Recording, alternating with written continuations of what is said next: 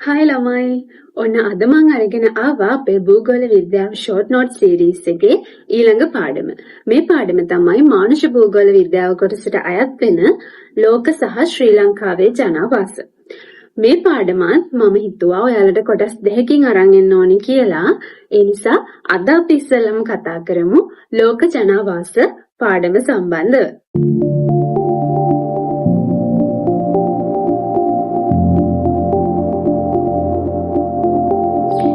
එහෙනම් ළමයි අපි කතා කරමු ලෝක ජනාවාස සම්බන්ධව. මම ලෝක ජනාවාස හා ශ්‍රී ලංකා ජනාවාස එකම ෂෝට් නෝට් එකේ තමයි ලියාගෙන තියෙන්නේ. පාඩම ටිකක් දිග වෙන නිසා අපි කොටස් දෙකකින් කතා කරමු. හරි, ඉස්සෙල්ලම බලමු අපි මොකද්ද මේ ජනාවාසයක් කියන්නේ කියලා. ජනාවාසයක් කියන්නේ නිවාස, ගොඩනැගිලි පමණක් නොව වැටවල්, මාර්ග, ගබඩා, ගොවිපළවල් ආදී සියල්ලක්ම ඇතුළත්ව මිනිසා විසින් ප්‍රයෝජනයට ගනු ලබන සියලු දෙයින්ද විවිධත්වයක් ඇති පුද්ගලයන් සමූහයකින්ද සමන්විත වූ ඒකකයක්. එතකොට ජනාවාසයක් කියන්නේ නිවාස ගොඩනැගිලි විතරක් නෙමෙයි. මෙන්න මේ කියන සියලුම කාරණාත් ඇතුළත් වෙන ඒකකයකට තමයි අපි කියන්නේ ජනාවාසයක් කියලා. එතකොට අපේ මේ ලෝකයේ මේ පාරිසරික කටුක බව, ඊළඟට වනසතුන්ගෙන් වන හිරිහැර ඔය වගේ දේවල් වලින් ආරක්ෂා වෙන්න තමයි මිනිස්සු ගොඩක් වෙලාවට ජනාවාස නිර්මාණය කරගත්තේ. ඉතින් මිනිස්සුන්ගේ තියෙන සංකීර්ණ අවශ්‍යතා නිසා පස්සේ කාලයේදී මේ මූලික ජනාවාස විවිධාකාරයෙන් විවිධ කොටස් වලට බෙදිලා ඒ වගේ තත්වයන් වෙනස් වුණා. ඒක ගැන තමයි අපි මේ පාඩමේදී කතා කරන්නේ. හරි, අපිට ඊළඟට කතා කරන්න තියෙනවා මේ ජනාවාස විකාශනය වී ඇති අවදීන් 6ක් සම්බන්ධව. ඒ මොනවාද කියලා බැලුවොත් ආදි ශිලා යුගය, අර්ධ ස්ථාවර නිවාස තැනූ යුගය, ස්ථාවර නිවාස තැනූ යුගය, නාගරික ජනාවාස ඇති වූ යුගය, නාගරික විප්ලවය ඇති වූ යුගය සහ 20 වන සියවසෙන් පසු යුගය. මේ ටික මම සරලවම ලියාගෙන තියෙන්නේ. මේකට එන කරුණු මොනවද කියලා බැලුවොත් දැන් ආදි ශිලා යුගය වගේ ගත්තොත් මිනිස්සු දඩයම් කරමින් තමයි ජීවත් වුනේ. එතකොට පළවැල එකතු කරා සංචාරක ජීවිතයක් තමයි ගොඩක් වෙලාවට තිබුණේ. එතකොට යාලා ඒ කාලේදී භාවිතා කරේ ගල් ගුහා, ඔන්න ඔය වගේ දේවල් තමයි යාලගේ ජනාවාස විදිහට. ඊළඟට අර්ධ ස්ථාවර නිවාස තැනූ යුගය ගත්තාම ඔය ඒගොල්ලෝ පසු කාලීන ඔය සත්වහම්, ඊළඟට ගස්වල කොළාතු, ලී දඬු වගේ දේවල් උපයෝගී කරගෙන తాවකාලික නිවාස හදාගත්තා.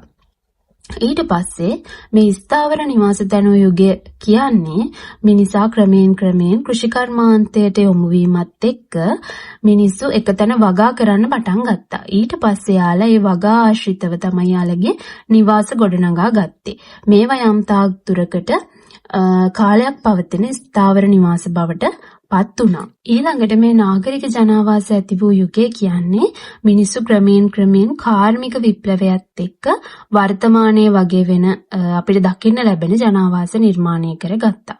ඒ වගේම තමයි අතීතයේදී ඔය ජලය ආශ්‍රිතවත් ජනාවාස ගොඩනගාගත්ත බවට සාක්ෂි තියෙනවා.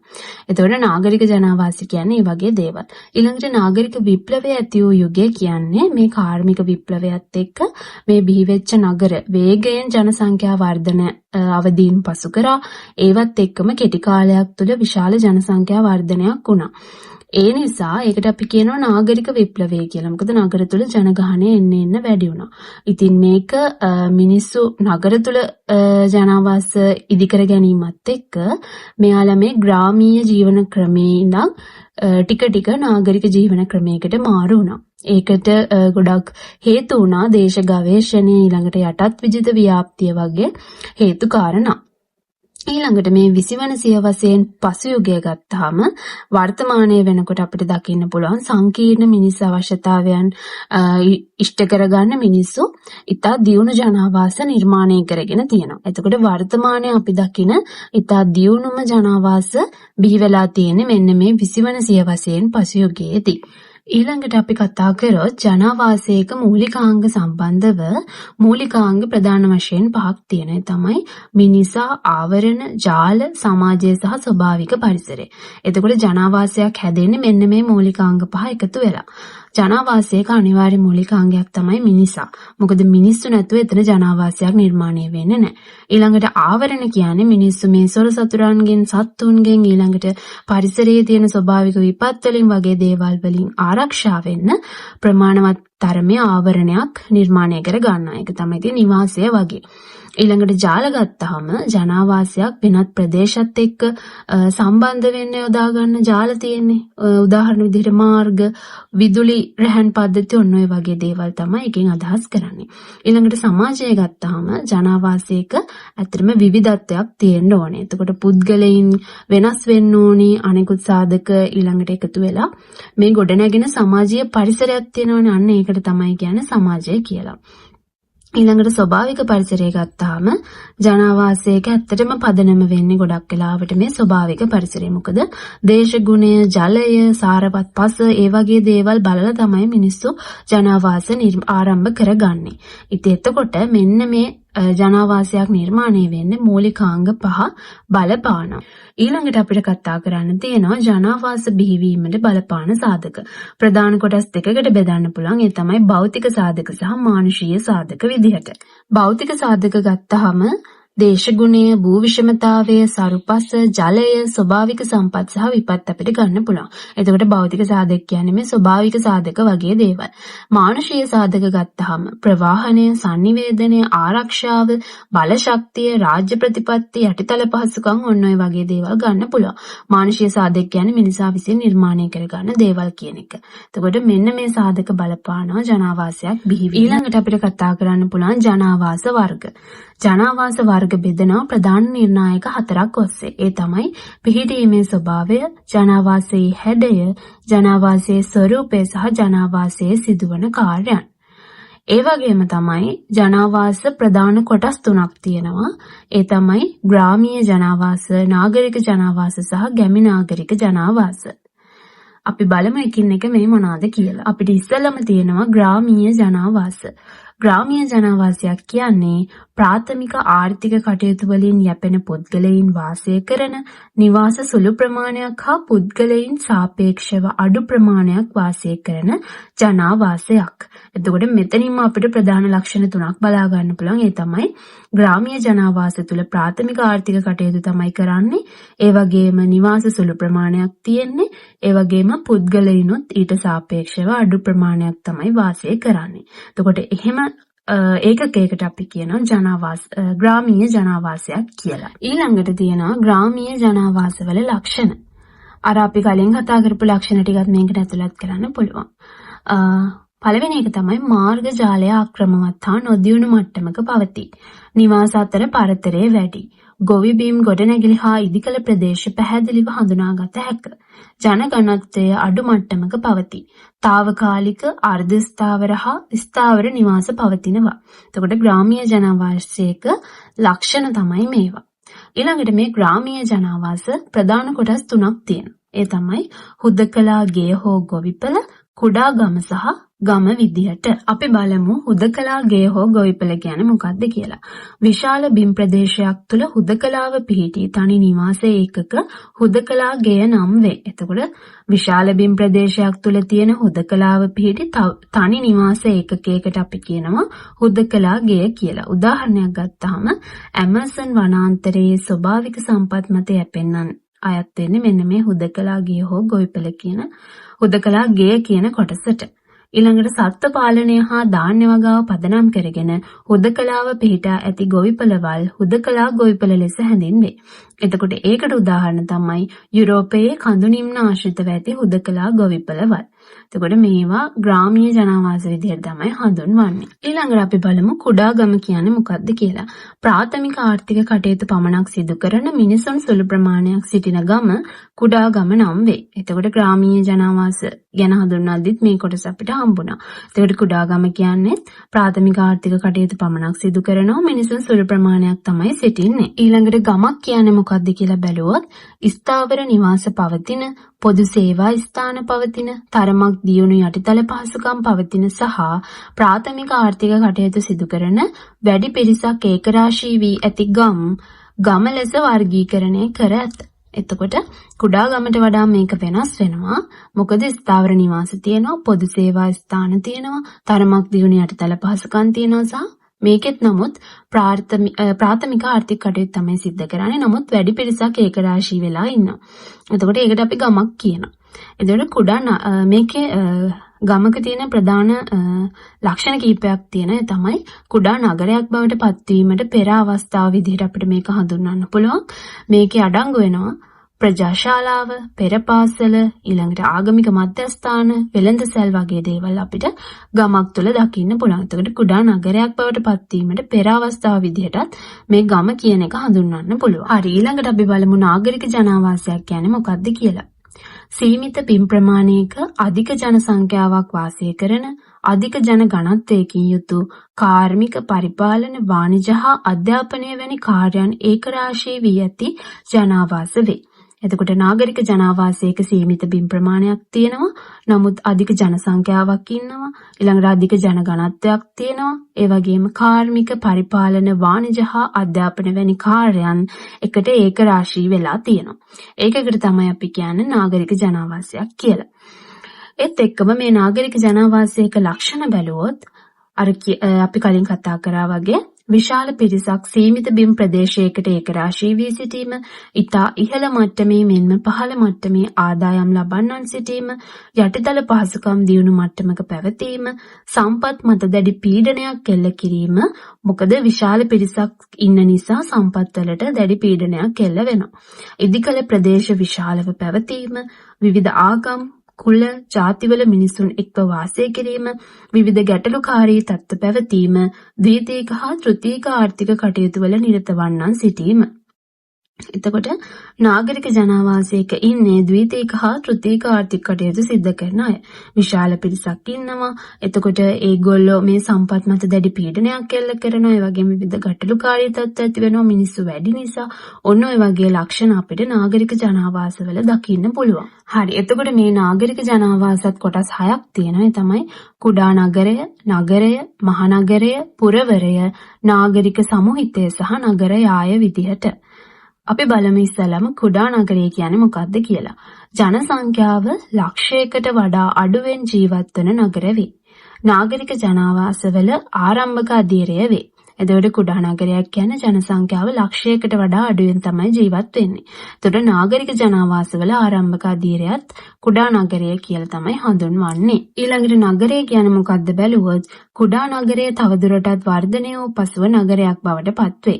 එතකොට මේකේ ජන සංඛ්‍යාව ලක්ෂයක් දසලක්ෂයක් අතර ජීවත් වෙනවා.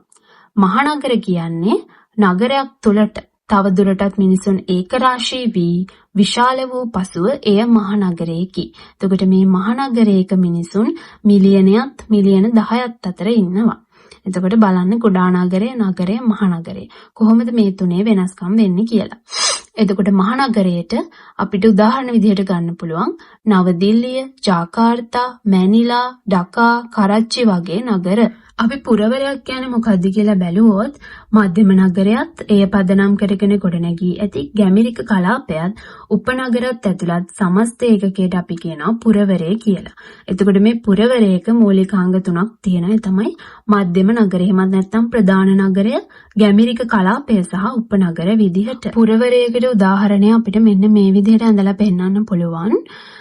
මේ බලන්න ඒකේ අපි ප්‍රධාන වශයෙන් පෙන්නලා තියෙනවා මධ්‍යම නගරයක් තියෙනවා, ඒ කියන්නේ ප්‍රධාන නගරයක් තියෙනවා, ගැමිරික කලාපයක් තියෙනවා සහ උපනගර තියෙනවා.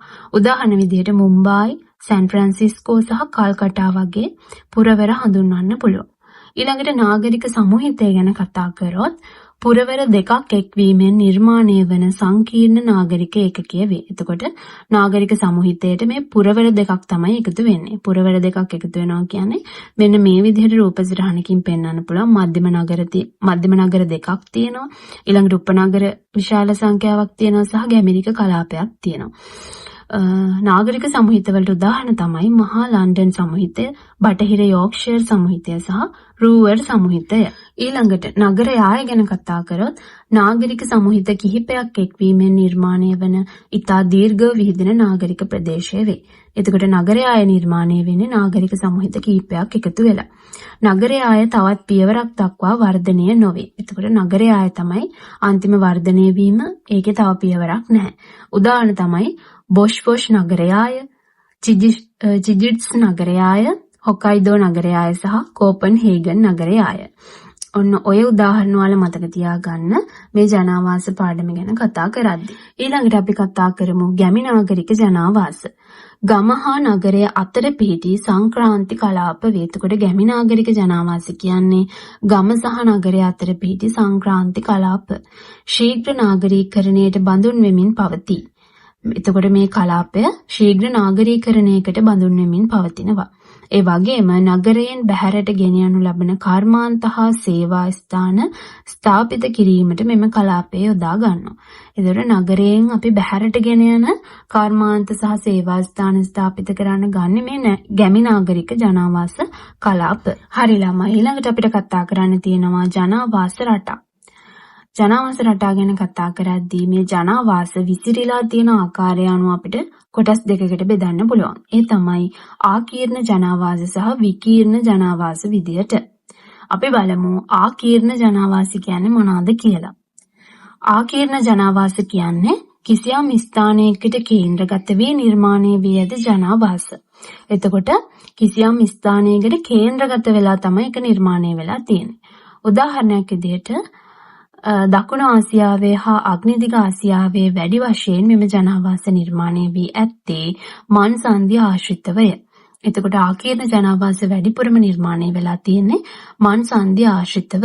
ඒ නිසා අපි මේකට කියනවා මන් සංධි ජනාවාස විදිහට. එතකොට දකුණු ආසියාවේ සහ අග්නිදිග ආසියාවේ වැඩිපුරම මන් සංධිය ආශ්‍රිතව මේ ජනාවාස නිර්මාණය වෙලා තියෙනවා. අපි කිව්වා කිසියම් ස්ථානයකට කේන්ද්‍රගත වෙලා තමයි නිර්මාණය වෙන්නේ කියලා. ඒ නිසා අපි කියනවා මන් සංධි ජනාවාස විදිහට. හරි. එතකොට මේ ආකීර්ණ ජනාවාස ගත්තාම මේකත් අපිට කොටස් දෙකකට බෙදන්න පුළුවන්. ඒ තමයි සවිධි ජනාවාස සහ නිහඬ ජනාවාස විදිහට. ඒකෙදි සවිධි ජනාවාස කියන්නේ විධිමත් සැලැස්මකට අනුව ගොඩනගා ඇති ජනාවාස. උදාහරණ තුනක් තියෙනවා. ඒ තමයි නාභිගත ජනාවාස, රේඛීය ජනාවාස සහ සැලසුම්ගත ජනාවාස විදිහට. එතකොට මේ නිහඬ ජනාවාස කියන්නේ නිශ්චිත සැලැස්මකින් තොරව අක්‍රමවත් ලෙස ඉබේ ඇති වූ ජනාවාස. එතකොට මේ වචන දෙකේම අපිට පැහැදිලි වෙනවා සවිධි ජනාවාස සහ නිහඬ ජනාවාස වල අර්ථයන් දෙක. ඊළඟට අපි බැලුවොත් විකීර්ණ ජනාවාස කියන්නේ මොනවද කියලා. විකීර්ණ ජනාවාස කියන්නේ බාධාවකින් තොරව යම් ප්‍රදේශයක විසිරී නිර්මාණය වී ඇති ජනාවාස වේ. එතකොට භෞතික හෝ සංස්කෘතිමය බාධාවක් නොමැති විට මෙලෙස විසිරී නිර්මාණය වේ. එතකොට භෞතික හෝ සංස්කෘතිමය බාධාවක් නැත්නම් විසිරීලා නිර්මාණය වෙනවා. එතකොට මේ බාධක විදිහට අපිට උදාහරණ ගන්න පුළුවන් කඳු, ගංගා, සාගර හෝ අධිවේගී මාර්ග. එතකොට මෙන්න මේ කියන බාධක නැත්නම් මෙන්න මේ විකීර්ණ ජනාවාස යම් ප්‍රදේශයක විසිරීලා තමයි නිර්මාණය වෙන්නේ. හරි ළමයි. ඉතින් ඔන්න ඔය විදිහට අපිට ලෝකයේ ජනාවාස සම්බන්ධව කතා කරන්න පුළුවන්. ඔයාලට මෙතනදි මට තව දෙයක් කියන්න ඕනේ. ඔයාලට තවත් පැහැදිලි වෙන්න ඔයාලට මෙතනදි කරන්න පුළුවන් ග්‍රාමීය නාගරික සහ ගැමි නාගරික ජනාවාසවල තියෙන වෙනස්කම් වෙනම වගුවකට අරන් වගේ ලියා ගන්න. යම් කිසි සාධක ටිකක් එකට බලලා ඒ කියන්නේ ජන සංඛ්‍යාව, ඒකේ ජන ඝනත්වය කොහොමද, ආර්ථික කටයුතු කොහොමද, ඊළඟට ඒකේ මේවා ඉදි කරලා තියෙන ප්‍රදේශ කොහොමද, ඒකේ තියෙන සංක්‍රමණයන් කොහොමද, ඔන්න ඔය වගේ විචාල්‍යයන් යොදාගෙන ඔයාලා ජනාවාස වර්ග ටික දාලා පොඩි වගුවක් වගේ හදා ගන්න. එතකොට ඔයාලට තව ටිකක් පැහැදිලි වෙයි මොනවද මේ වගේ තියෙන විවිධාකාර ලක්ෂණ කියලා. ඒ ලක්ෂණ කොහොමද එකින් එකට වෙනස් වෙන්නේ කියලා. ඉතින් ළමයි ඔන්න ඔය විදිහට තමයි ලෝක ජනාවාස පාඩම අවසන් වෙන්නේ. ඊළඟ වීඩියෝ එකෙන් අපි කතා කරමු ශ්‍රී ලංකාවේ ජනාවාස පාඩම සම්බන්ධව. ඉතින් ඊළඟ වීඩියෝ එකත් ඉක්මනටම අරන් එනකම් මගේ YouTube channel එකත් එක්ක දිගටම එකතු වෙලා ඉන්න. Bye bye.